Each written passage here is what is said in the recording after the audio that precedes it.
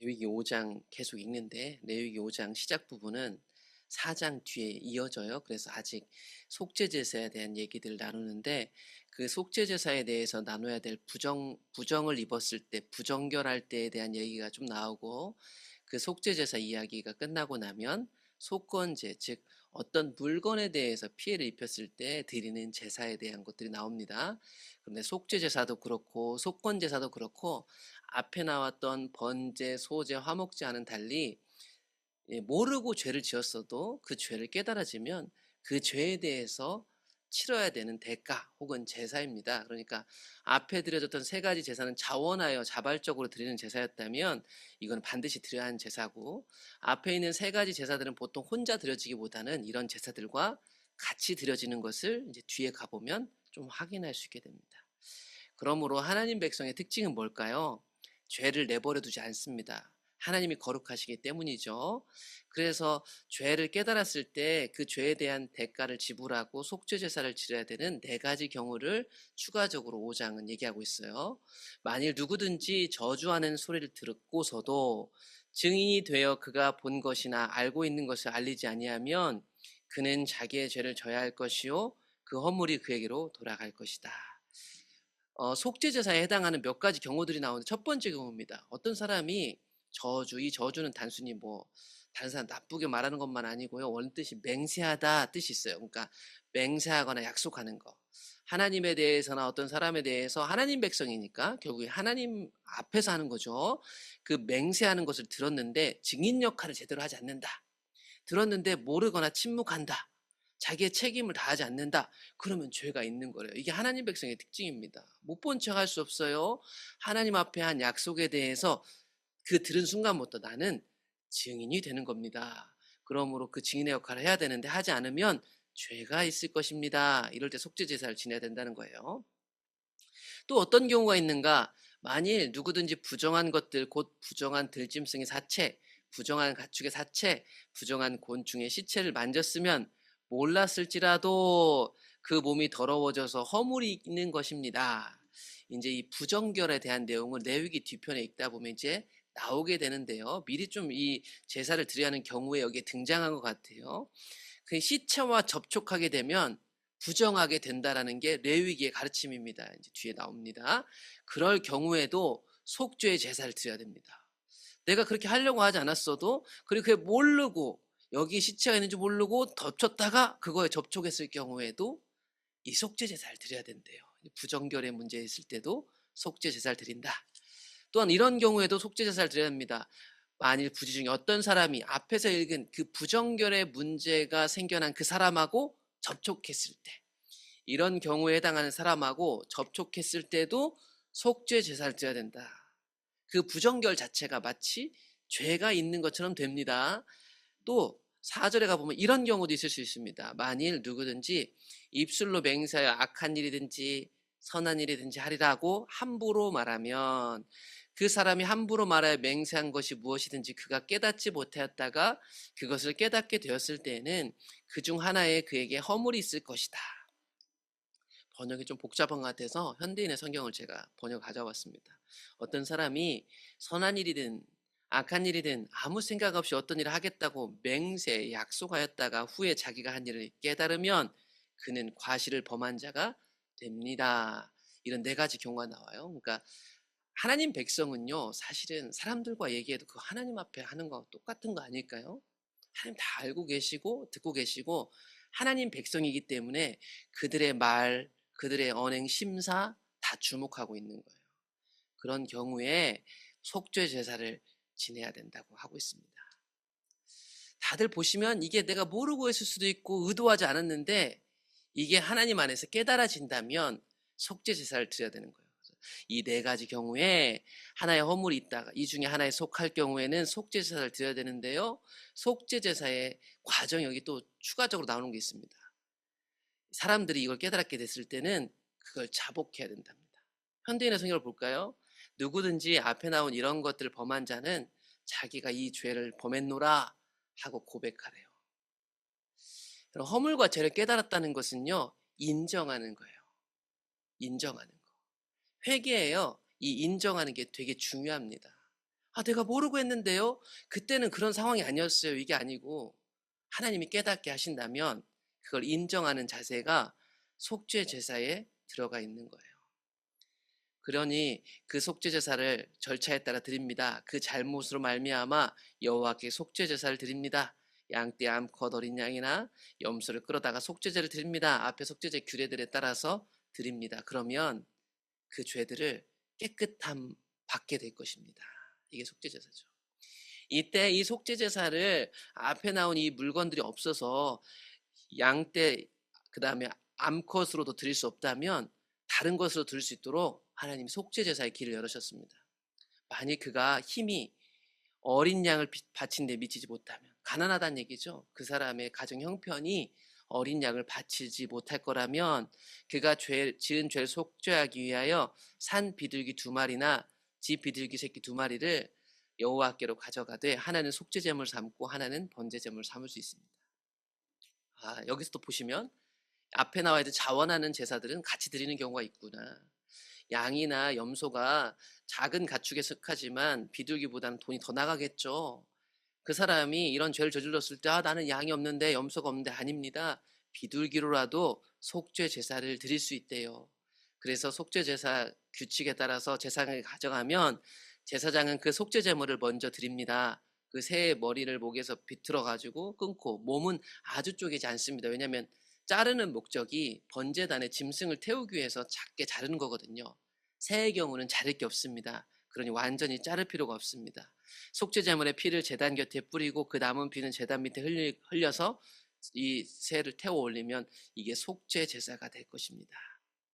그 다음 것, 나머지 한 마리는 규례대로 번제 다 태워드리는 제사로 드립니다. 그러면 하나님이 그들의 죄를 용서하시겠다라고 약속하십니다. 비둘기도 못 드릴 정도가 되면 곡식의 가루로도 드릴 수 있습니다.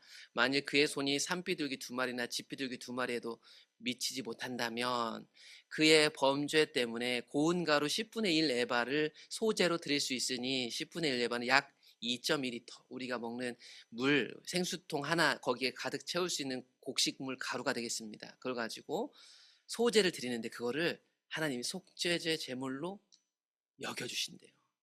그 위에 기름을 붓지 말고 유향을 놓지 말고. 그래서 기본 소재하고 좀 다릅니다. 그렇죠? 기름하고 유향을 원래 같이 드리는데 이건 또 그렇게 하지 않네요.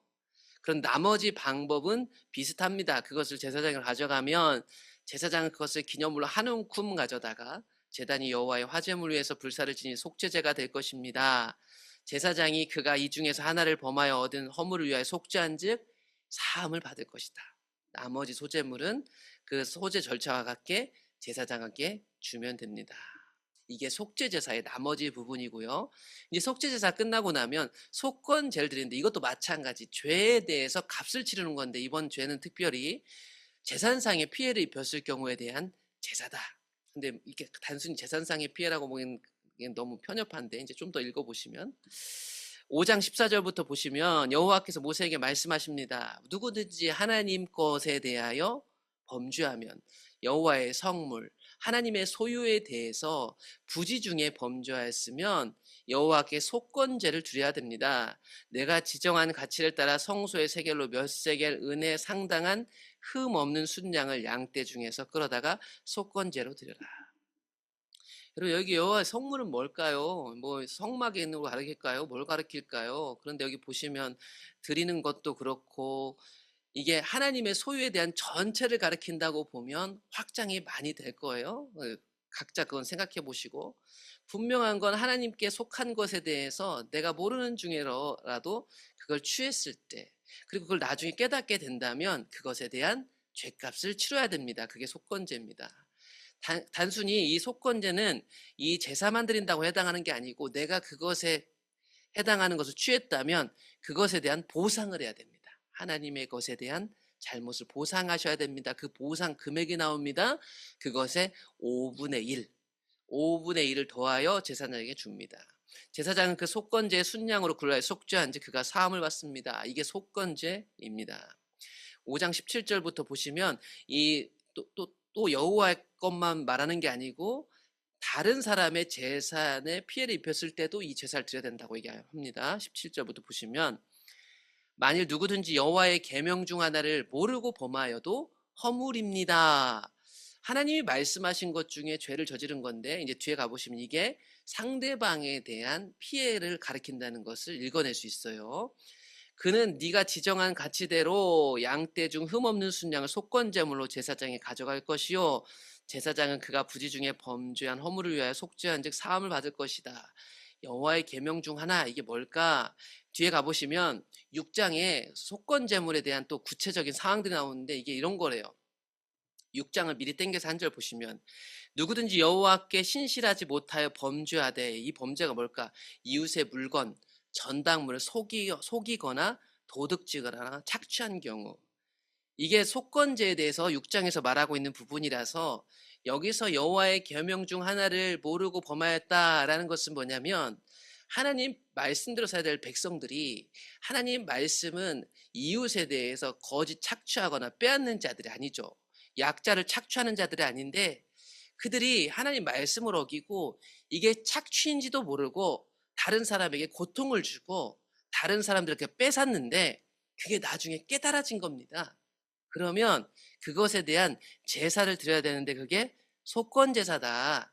그게 속건제사예요. 이것이 속건제니 그가 여호와 앞에 참으로 잘못을 저지른 것이다. 즉 속건제는 단순 재산상의 피해가 아니고 소송전이 아닙니다. 여호와 하나님에 대한 믿음이 있는데 그 믿음을 저버리고 다른 사람의 것을 뺏었거나 하나님의 것을 훔친 격이 되었는데 그것이 깨닫게 될 경우에 속건 제사를 드려야 하며 보상을 해야 합니다. 이것이 속건 제사입니다. 이제 내일 나머지 속건 제사도 또 6장에 나오고 제사들에 대한 추가적 규례들이 앞으로 좀 몇 장 나옵니다. 계속해서 죄 문제에 대해서 다루면서 생각할 건 뭐냐면 하나님 백성은요 죄 문제에 되게 민감해요. 예민한 게 아니고 한 주 동안 살아왔던 내 삶에 일어난 여러 가지 문제들에 대해서 하나님 안에서 민첩하게 반응하려고 하는 사람들이에요. 그것을 해결하려는 사람들이죠. 해결하려면 하나님 앞에 나아가야 되는 거고요. 하나님 백성은요 뒤늦게라도 죄를 깨달으면 그것을 해결해야 됩니다. 아 은혜지 하고 모른 척하지 않아요. 내 안에 깨달아진 것들을요 고백하고 인정해요. 하나님이 거룩하시기 때문입니다. 하나님은 죄와 함께 하실 수 없기 때문입니다. 살다 보면요 우리 완벽하지 않기 때문에 여러 죄 문제가 발생해요. 우리가 계속 속죄제든 속건제들 보면 모르고 했는 경우를 계속 얘기해요. 몰랐어요. 그때는 내가 지식이 없었어요. 환경이 그랬어요. 그렇다 하더라도 알게 되었으면 그 과거의 문제까지 꺼내서 방치하지 않고요 해결하게 하셨어요. 하나님이. 형편이 어려워서 못했다고요? 아니요. 형편이 어려운 사람도요 그 문제를 해결하라고 명령하신 거예요. 하나님 백성임에도 믿음을 저버리고 그것을 이용해 나 살자고 하나님 것, 이웃의 것 피해를 입히면 속건제사 반드시 드려야 된대요. 아 그냥 원물만 보상하는 게 아니고 5분의 1 보상해야 된대요.